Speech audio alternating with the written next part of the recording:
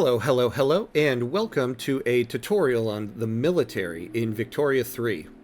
A lot has been said since Victoria 3 launched with their fronts system of military, and every so often, as the game changes with each update, it's good to get a refresher on how this works.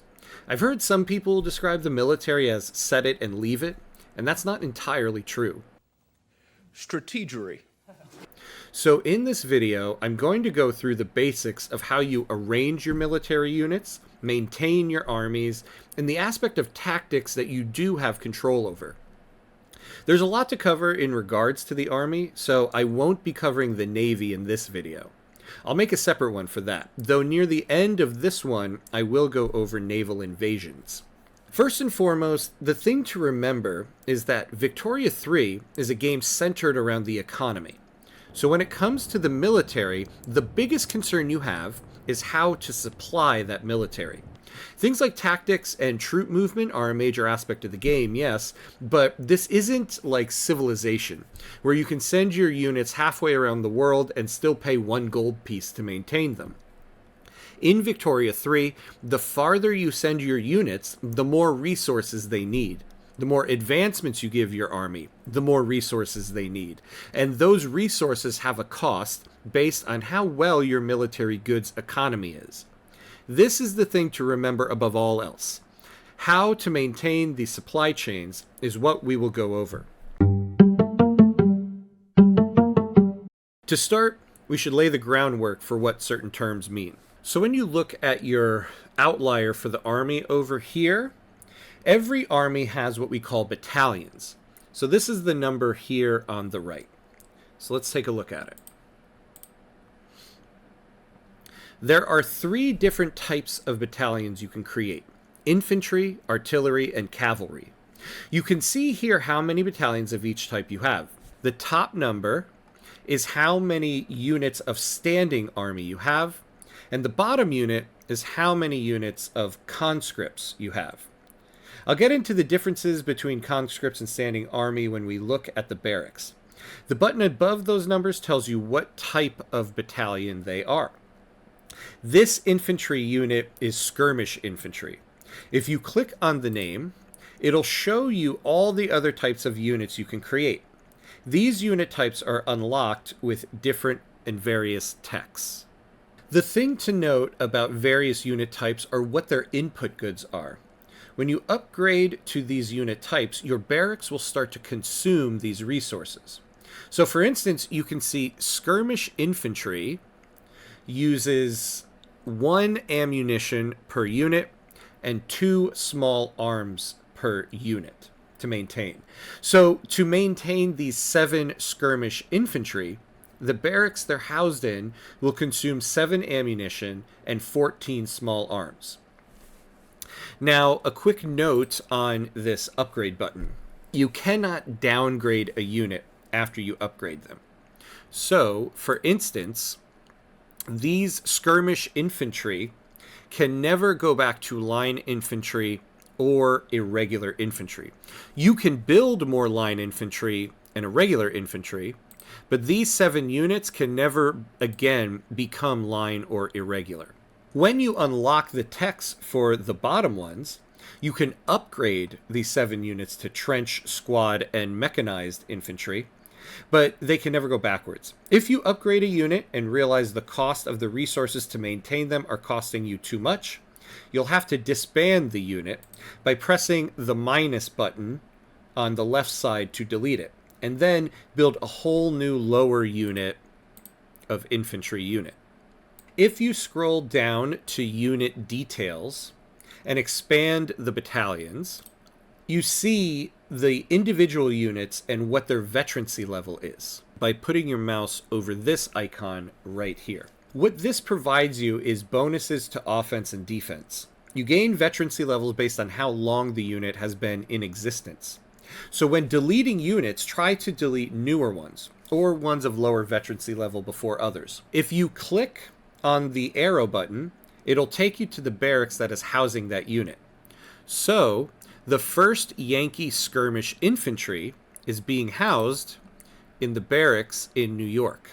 You can see it's the only unit here. So the input goods for this building are 2 small arms and 1 ammunition, the cost of 1 skirmish infantry. You can also see what barracks are housing the units for this army by clicking on the Buildings tab on the top. All the units in this army are being housed in the barracks in these states. Let's look at the numbers at the top here.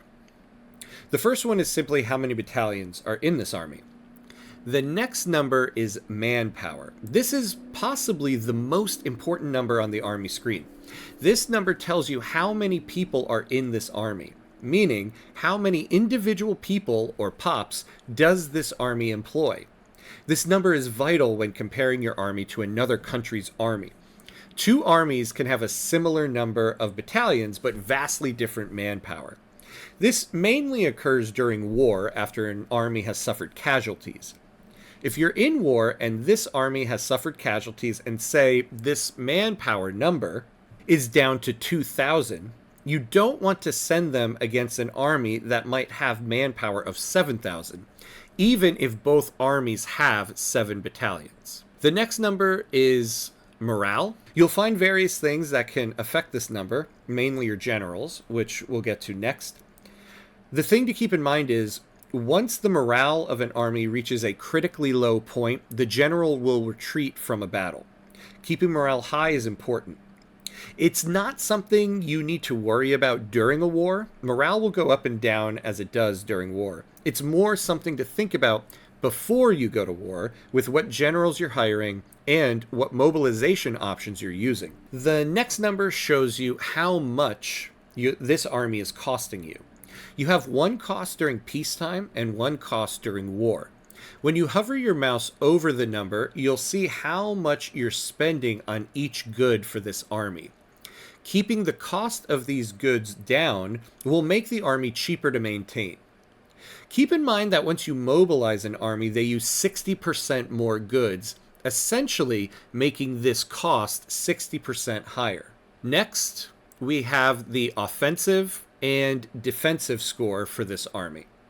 In each battle, 1 army is on offense and 1 is on defense. Based on which one you are, one of these numbers will be what the power of your army is. Along with manpower, this is also the most important number when comparing your army to another one.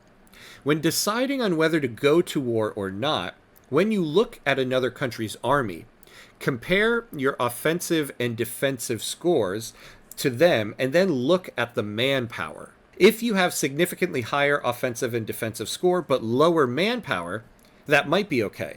If you have slightly lower offensive and defensive scores but significantly higher manpower, you might also be okay. These are the things to consider when deciding on war. The last number is organization. As units are added to your army, the organization will go down slightly and then go back up as the unit is incorporated into the army. The main thing to keep track of here is if your general can maintain the number of battalions you have. If you look on the right side here over at the outlier, you'll see each army has 2 numbers. The first one is how many battalions the army has, and the second is how many it can keep organized. The second number is affected by your generals. At base level, a general can organize 30 battalions. Some generals might have benefits that give them more. If you need a higher organization cap, either hire new generals or promote existing ones. Which brings us to the last part of the army screen, the generals. Your generals are the ones who will control the battles. A quick note, just because it's interesting, if the general or any person in the game has a green background, that means they were a real person from history. If the background is black, that means the game generated that character. So if we click on Edmund P. Gaines under character traits, we'll see what he has to offer. He has direct, which gives him a plus 10% to offense. So when he takes battalions into an offensive battle, he gets that addition to his offensive score. He also gets a plus 100% aggressive maneuver chance. This is what we call a battle condition. If you hover your mouse over it to get the tooltip, you'll see he gets more casualties during a war, but he also inflicts 25% more morale damage on the enemy, thus possibly making the enemy retreat faster. Each general has their own advantages and disadvantages. You'll also see they belong to an interest group and have an ideology. Generals give more political power to their interest group. When hiring generals, you might want to keep in mind what interest group they belong to. A strong general is a strong general, so don't pass them over just because you don't want their interest group to be powerful. But if you're in a situation where you're trying to decrease the power of a certain interest group, maybe don't hire a new general from that IG. The promote button over here promotes a general to a higher rank, which lets them organize more battalions. It's better to promote generals if you don't have a lot of bureaucracy. You pay half the bureaucracy cost for a promoted general. So if you need an additional 30 units added to your base level here, and you don't have a lot of bureaucracy, promoting a general will take half the bureaucracy for the full 30 units that can be organized. Also, promoting a general gives their interest group a little more political power. So you can also use that to empower certain interest groups. So for example, if we take a look over here, the industrialists have a 10% political power. You see part of their political power is coming from Edmund P. Gaines. If you want to give them slightly more power, you can promote this general, and that will slightly increase the political power of the industrialists. To hire a general, click on the plus button here and see the 3 options you have. When an interest group gets very powerful, you'll notice the majority of your options will start to be generals from that interest group. I'm not going to get into the details of the makeup of the army here. Later in this video, I'm going to talk about tactics, and I'll cover it there. For now, let's focus on the barracks. A barracks is a building just like any other. So if you click on a state, you go to the buildings, and you scroll down to the development section, you'll see the barracks here. Just like any other building, the barracks has input goods and employees. The employees are your soldiers. The input goods are based on the requirements of whatever unit types are housed there. Usually the main thing of concern in this building is the employment and the production methods. You'll see here, this building starts with the second production method, general training, which is great. A lot of countries at game start will start with no organized training. You get general training from the military tech general staff. So it's usually a good rule of thumb to go after this if you are starting with a country that doesn't have it already. The benefit you're getting here is an increase to training rate. Training rate is vital when it comes to wars. This measures how quickly the building can hire. When you're in war or taking casualties, obviously the number of employees in the barracks will go down because that employee is now dead. So the building needs to hire more people, or basically recruit more soldiers. While in war, you obviously want this to happen as quickly as possible. The higher your training rate, the quicker the barracks can hire and send newly trained soldiers out to your armies. This is what will affect your army's manpower. As the manpower goes down from taking casualties, the higher your training rate, the higher you can return this number back to its maximum amount. Now keep in mind that higher production methods in the barracks require the hiring of more officers. The 2 types of employees the building hires are officers and servicemen.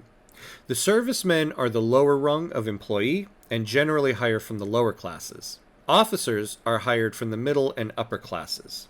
An issue that many people run into is when their barracks are unable to hire. It'll tell you something about how it doesn't have enough qualifications to hire officers. The pops who are hired as officers need their cultural group to be of very high acceptance. So let's go over to the society screen. You'll see here, if we go down to the officers, They all have level 5, full acceptance. As a general rule, you really need your officers to be of the primary cultures of your country. So if you go to cultures, you'll see your primary cultures. So for our example here in the United States, officers are all of the Yankee and Dixie culture. So when your barracks is having trouble hiring officers, that generally means there aren't enough pops from the primary culture to hire or to promote. A lot of times servicemen of the primary culture are promoted to officers, and then the barracks hire new servicemen. But if there aren't enough primary culture servicemen to promote or hire, you'll get staffing problems. This means it's generally not a good idea to build a battalion in a state that has little or no primary culture pops in it. You can go to the lower production method, no organized training, to kind of solve this. That PM will require less officers, but then you are going to get a lower training rate. So it's a decision you'll have to make. Keep the battalions in that state with a lower PM and lower training rate, or delete the unit and build it in another state. If you're wondering how many primary culture servicemen the barracks has to promote, you can click on the Workforce tab at the top and see a breakdown of who is hired here. The Modifiers tab shows you the effects for this building. Army model refers to the law your country has determining the makeup of your army. When you go over to your laws, so click on the Politics button and go over to the Laws tab, go over here to Army Model, you click on that, and you'll see the various options available to you for Army laws. Now, the first one, Peasant Levies, is one I've gone over in a previous video, because generally this is a pretty good law for small countries to start out on. This isn't a law that you really want to switch over to, but if you are a small country and you're starting with peasant levies, it's not so bad. The main benefit here is the negative 10% military goods cost. What this means is that the input goods for your barracks will cost 10% less. However, the buildings that produce those goods will still get the full value of the sale. So for instance, if you have a small arms industry, your barracks is buying small arms from them. The small arms industry building will still get the full value of the sale, but the government, you, will pay 10% less for it in the barracks. Now, the next element that is a part of all these laws are the barracks max level. This is telling you the maximum amount of battalions you can create in each state. So under peasant levies, you can create a total of 25 barracks or battalions in each state. If you go over to professional army, this is a law that is going to focus more on having a larger standing army. So you can see here your barracks max level is 100. In each state, you can build up to 100 battalions. Of course, all of this is dependent on if you have the population for it. National militia, the law that is currently active for the United States, is primarily focused on a conscription army. And so you can see that the barracks max level is 5. In each state, you can have a total of 5 battalions. So it makes your standing army smaller.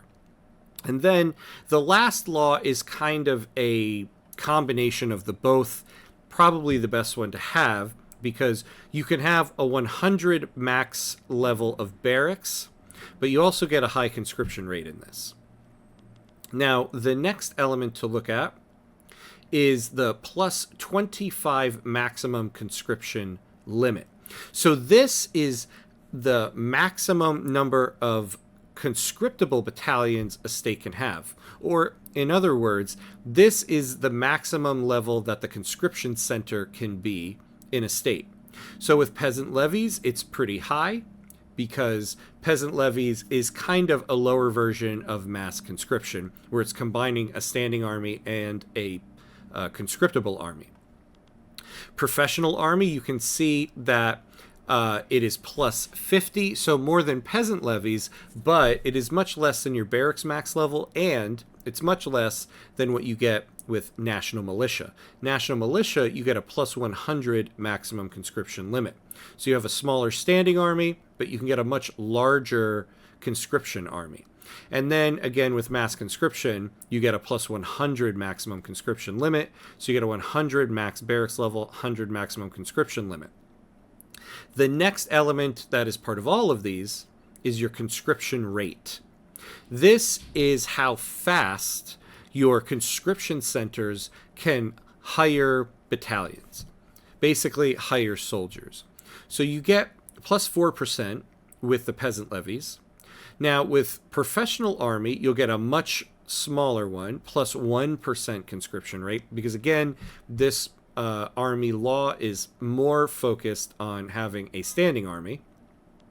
National Militia, you get a plus 5% conscription rate, so you'll be able to conscript people into your army at a much quicker rate. And then with mass conscription, you get plus 3%.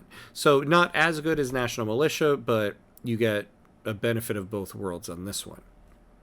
Now, part of the conscription rate, another thing to look at, is each of these laws has something up here.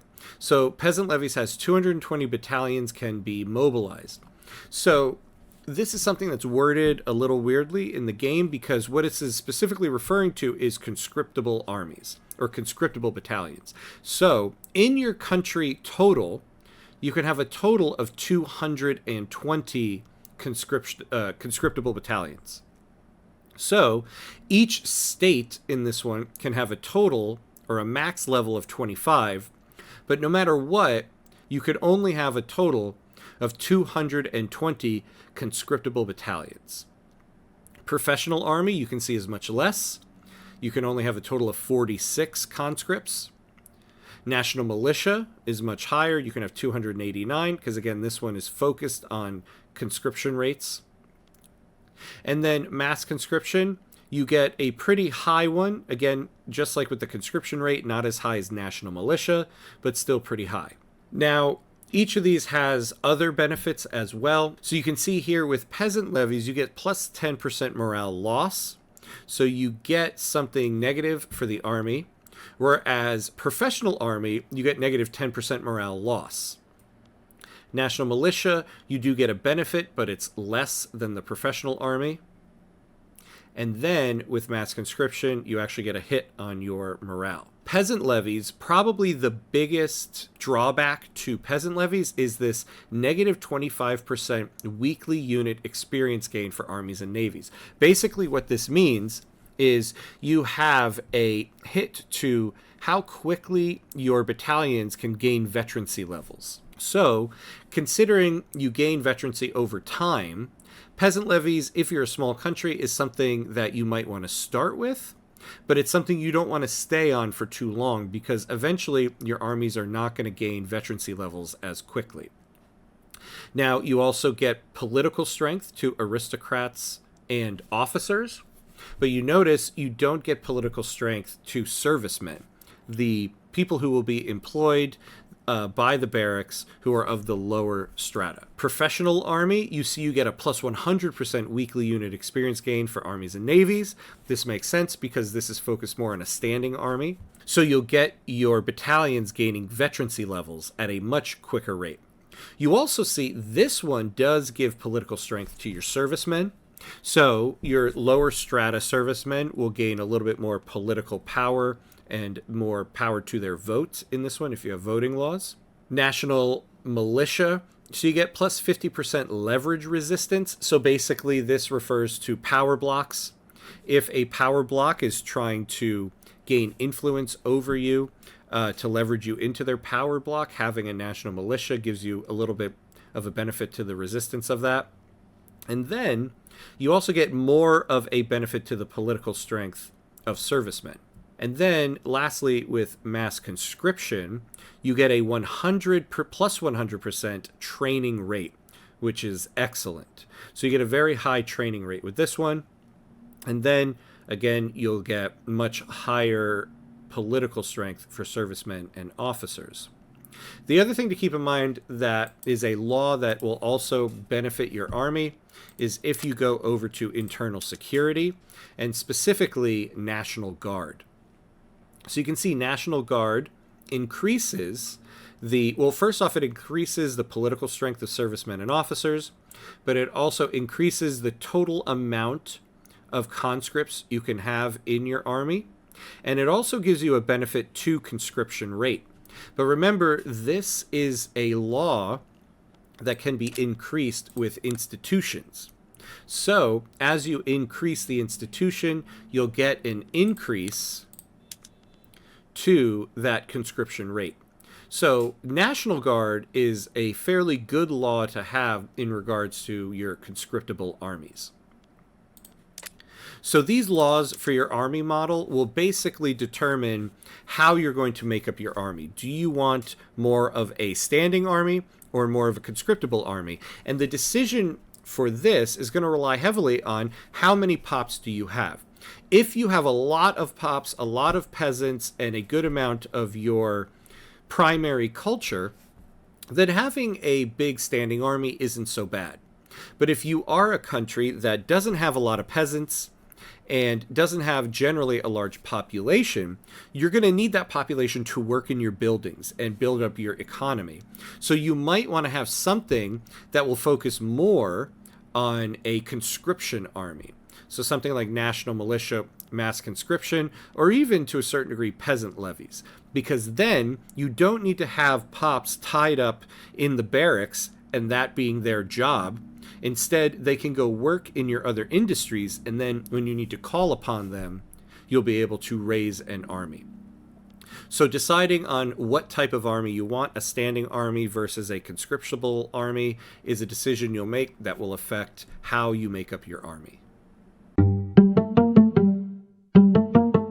Let's talk about mobilization options.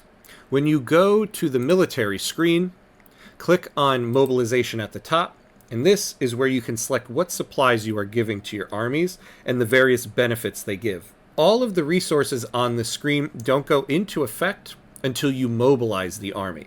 Once you mobilize the army, the various resources here will be added as input goods to your barracks.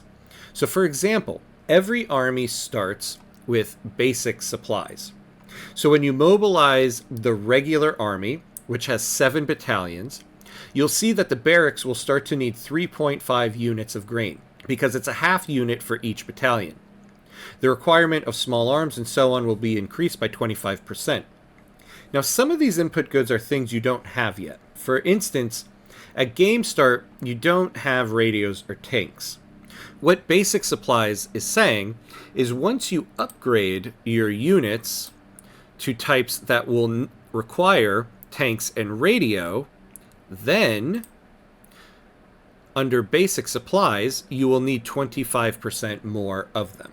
So don't be alarmed at the start of the game when you're like, oh my god, 25% more radios and tanks, but I don't have those yet. These don't come into effect until your units are of a type that requires them. Looking through these options will show you some really good benefits. Like for example, if you move to extra supplies instead of basic supplies, your battalions will get an increase to their offensive and defensive score. The most common ones you'll deal with are the supplements, because these are resources you have at game start. These are chocolate, which requires sugar, tobacco, liquor, and opium. If you don't have a resource in your market, the option will be grayed out, which is why we can't click on opium. We don't have that in our market. It's always best to use tobacco, liquor, or opium before chocolate, because those three only require half a unit of the resource per battalion, as opposed to chocolate, which requires 1 whole unit of sugar. All of these supplements can increase the morale, which is good, because at game start, you can utilize the first transportation option, forced march. For rail support, you can see you need engines, so you might not have that at game start. And for a lot of countries, you might not even have the tech for this yet. But every country, you can start with forced march. Forced march will give you a decrease in morale. So you can offset that with the supplements. And then you'll be able to get the benefit of formation speed, which means how fast an army can move from one front to another, and formation mobilization speed, which means how quickly the army and newly acquired soldiers can mobilize and join your army. After that, when it comes to mobilization options, they'll become available as you gain certain techs, so play around with them as you gain them. A specific one to highlight, because it'll probably be one of the first ones you unlock, is First Aid under Medical Support. We're going to look at this because of the benefit it gives you to recovery rate, which is a very important benefit. Recovery rate refers to how quickly an injured soldier can be returned to the battlefield. During battle, soldiers who get injured will either die outright and become a casualty, or they'll get injured and have one of two things happen to them. Some soldiers get injured and become dependents. This means they leave the army and they no longer are able to fight. They don't die, which means you don't lose the pop, but you do lose the soldier. You'll see dependents represented in your population screen. So go to population, click on the detailed list, break down one of the groups, and let's look at Yankee Protestant peasants. So when you scroll down, you'll see there are a total of 6.13 million of these Yankee Protestant peasants in your country. However, only 1.53 million of them can actually enter the workforce. The rest are dependents. Dependents have an income, but it's not from building employment or anything like that. I'm not going to go into the details here because this isn't really the topic of this video, but injured soldiers who don't die but can't return to the battlefield go into this pool of dependents. Injured soldiers who don't die can return to the battlefield, and the speed at which they return is based on how high your recovery rate is. So getting an increase to this is very important in a war. The rest of these options are great if you have them, so play around with them. The main thing to take away here, though, is that all of these options come with resource requirements. You need to make sure your economy can handle a sudden increase in demand for a certain good. For example, if you are about to go to war and you mobilize 50 battalions and you have chocolate selected, your economy is suddenly going to get a demand for 50 units of sugar. Can your economy handle that? You can see right here, if that were the situation right now in the United States, it could. If it can't, maybe create trade routes for additional sugar. Change the PMs in your farms maybe to increase the amount of sugar, or so on and so on. Like I said in the beginning of the video, the military is mainly about how you supply the armies and navies. Let's talk about conscripts. Conscripts are pops who are not employed by the military that leave their job and join the military during war. You can add conscripts by going to the Army screen and clicking on the plus button over here. Each state has a certain number of conscripts that can be raised. So let's say we add 4 conscripts to the state of Virginia. The conscription center works just like the barracks, except they house the conscript battalions. They have their own production methods and inputs. So let's take a look now at the state of Virginia, take a look at the buildings, and scroll down to the bottom. You'll see we now have a conscription center here. You'll find this conscription center in every state, like here in North Carolina, but you can't click on it because we haven't added any possible conscripts to the state. But now that Virginia has 4 possible conscripts selected, we can look at the building. Remember, you can't build a conscription center. They show up when you add conscripts to the army. They don't hire until you mobilize your conscripts. This is why you need a standing army. Your conscripts won't fully hire by the time the war starts. Think of them as additions to your army. You can create armies made entirely of conscripts, but you'll need another army that consists of standing army. Otherwise, by the time the war starts, you might not have very many battalions ready to fight. Now keep in mind that conscripts are pops that are leaving other jobs in order to be hired by the conscription center. So the more conscripts you mobilize, the less workforce you're going to have in your states. Also keep in mind that any mobilization options the Army is using will also be added to the conscripts, and you'll see the input goods for those armies and those mobilization options pop up in the conscription center after you mobilize them. Also remember the maximum amount of battalions an army can have. If you have an army with 2 generals and the army has a maximum of 60 battalions it can handle, make sure the amount of conscripts that you are mobilizing doesn't bring you over that cap. If it does, you might have to eat the bureaucracy costs of promoting a general in that army, or even maybe hiring a new one altogether. So let's talk about the makeup of your army now. How many of each type of unit should you make? How many of each of these should you put in your army, and for what reason? There are a lot of different schools of thought on this. The first thing to keep in mind is that no matter how you make up your army, the total amount of artillery and cavalry cannot be more than the total amount of infantry, or you'll suffer a penalty to your organization. So that means you have to add up the total amount of these 2 types of units, and it cannot be more than the total amount of your infantry. A good basic strategy is to have 3 types of armies: a main army, a cavalry, and a National Guard. You can also add in a landing party as well, so let's break this down. The main army is the one that will be made up of an equal number of infantry and artillery, or even just infantry. This is an army that can go on offense and defense.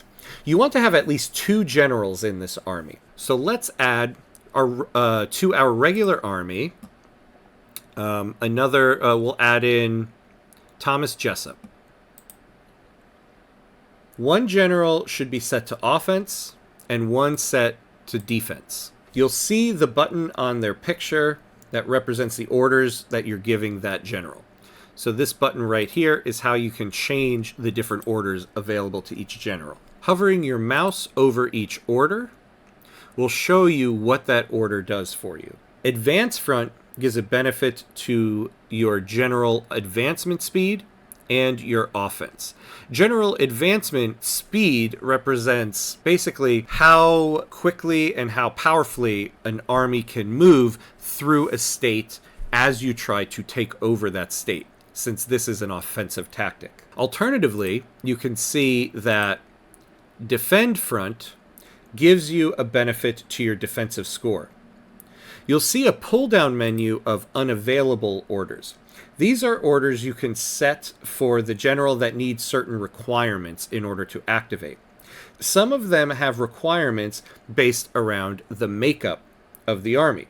So for example, if you want rapid advance, the tooltip tells you you'll need at least 30% of the total battalions in the army to be of a cavalry unit. Some of these orders require the general to have certain traits as well. Next, we'll talk about a cavalry army. Let's make the army of observation our cavalry. If you click on this button up here, it lets you customize the name and the colors of the army. So let's set this name to cavalry. You can also change the logo for it and the color that logo will show up. I have my own color coordination system where regular armies are white, cavalry are red, National Guard is blue, and landing armies are purple. It helps me keep track of them better. So let's make this a cavalry and hit confirm. Now you'll see on the outlier over here, it just helps you identify the army a little bit easier. For this army, you want an equal number of infantry and cavalry. You can have 1 general if you want, or you can add more, but you'll want to keep these generals on some type of offensive tactic. Rapid advance is a very good option for this army. Think of this army as your offensive army. You'll send them in to break the line and try to occupy territory quickly. Next is your defensive army that we'll call the National Guard. let's customize the Army of Florida to be our National Guard. So again, we go up to Customize, change the name to National Guard, make them blue, hit Confirm. This army can consist of infantry or infantry and artillery. You don't want any cavalry in this army. Sometimes, if I don't have enough artillery resources in the country, I'll save the artillery for the main army. Then, I'll keep the National Guard on all infantry. Sometimes, if I don't have a lot of standing army, I'll put all the conscripts in this National Guard and not have any standing army units in it. I don't need this army to advance the front, so they can build up units over time during the war and help to keep the front from being pushed back into my territory. You want 1 or 2 generals in this army, and you want them always set to defensive tactics. The last army you can create but is not vital is a landing army. So let's create one now. So to create an army, you go to the military screen, go to the first tab under Army, create Army, and then select the HQ you want them to be in. It's not that important which HQ you choose because they can always move around, but we'll create it in New England. Let's customize the name. Landing Army. Give them a logo. Make them purple. This is an army you will use specifically for naval invasions. If you're done doing naval invasions in your war, then you can send this army to a front. Don't keep them idle. I'll go over the specifics of naval invasions after this section, but the thing to keep in mind with the makeup of this army is you want both infantry and cavalry in it. An equal number of both. You don't want any conscripts in this army because you need to know exactly how many battalions it'll have. When doing a naval invasion, your army cannot have more battalions than your navy has flotillas. And so flotillas represents this number on your navy. So for example, we have 2 navies, one with 10 flotillas and one with 11. So that means this landing army should never have more than 10 or 11 battalions. Otherwise, you'll suffer a penalty to the naval invasion. Now, let's say we want to add units to this landing army, and we could create new units, but we can also transfer units. So the way you transfer units is by clicking this button down here.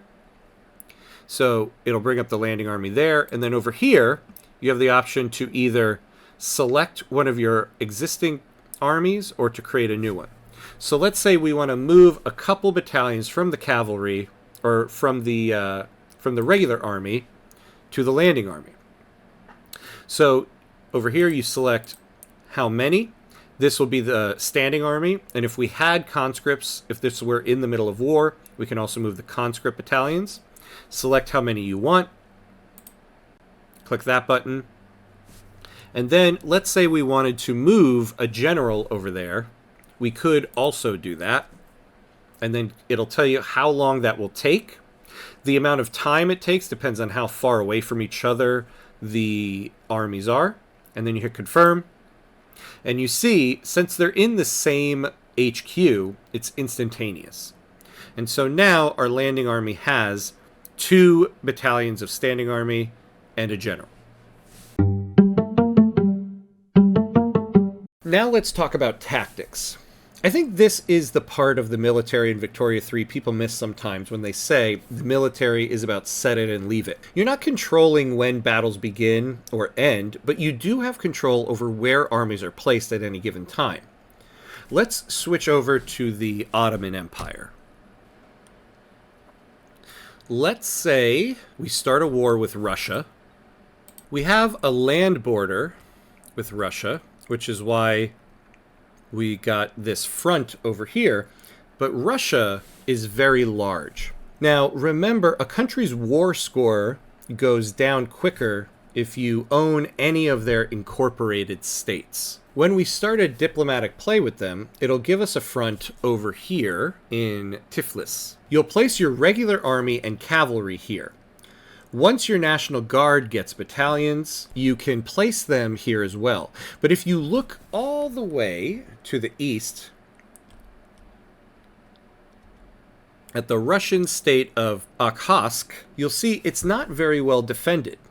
That state is unincorporated, but the one to the north, Kolyma, this one is.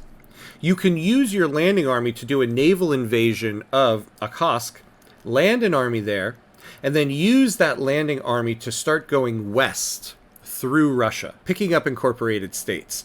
This will give you the benefit of not only lowering their war score by holding incorporated states, but also forcing Russia to split their forces. They'll have to split their forces in order to deal with your landing army moving across the country this way. Remember, your landing army is the lowest rung of army you have, so it's not a big deal if they get defeated or depleted. But also remember, once the landing army successfully lands in this state, it will create a new front over here. Once a new front is created, you can start sending other armies over here without needing to do a naval invasion. So this strategy of splitting the opponent's forces can be adjusted to work with many other countries in the game. Creating multiple fronts is something you can use to your advantage, especially when you're fighting someone who has a much larger army. Remember, one of the biggest factors in war is manpower. If you're fighting someone who has a lot of troops or manpower, and there's only one front, like say for instance, our war here, we only have this one front, well then that's not good. Because if you put everybody's armies up on one front, they're going to outnumber you and they have the advantage. Create multiple fronts and force your opponent to split their forces, and this will decrease the effect of their higher manpower. Another overlooked tool you have is to set strategic objectives. What this does is it lets you select an enemy state, and your generals will push towards that state in order to occupy it. The way you set the strategic objective, go down to the military lens, and then you'll see this button here. And you select which state you want as your strategic objective. So again, let's look at our landing army that will eventually land here in the east. When this army lands, it's just going to go for all the states around it as it heads west. But let's say you want them to make a beeline west to join up with the other front. Set one of the states further west as your strategic objective, and your landing army will push that way, along with your other armies. There are a multitude of things you can do when ordering your armies to move from one front to another. Maybe you don't want to lose the landing army. So when Russia finally sends soldiers out to meet your landing army, you send them to another front. The point here is, you see when this diplomatic place started, it gave us just the one front. This doesn't mean this is your only front for the war. You don't need to just put everyone on that line and hope for the best. Using naval invasions, you can create a few fronts and force your enemy to move their armies around. And this brings us to the last part of the video, how to do a naval invasion. Like I said earlier, to do this you need an army that does not have more battalions than the navy you use has flotillas. You can only use one army and one navy for the naval invasion, so move your battalions and flotillas around in order to accommodate. The Ottomans have one navy with 33 flotillas, which means we'll only be using the 3rd or 4th army to naval invade. So let's use the one that has 22 battalions in it. You can't begin a naval invasion until the war breaks out. So let's fast forward this. Let's mobilize everybody. And push forward to the start of the war.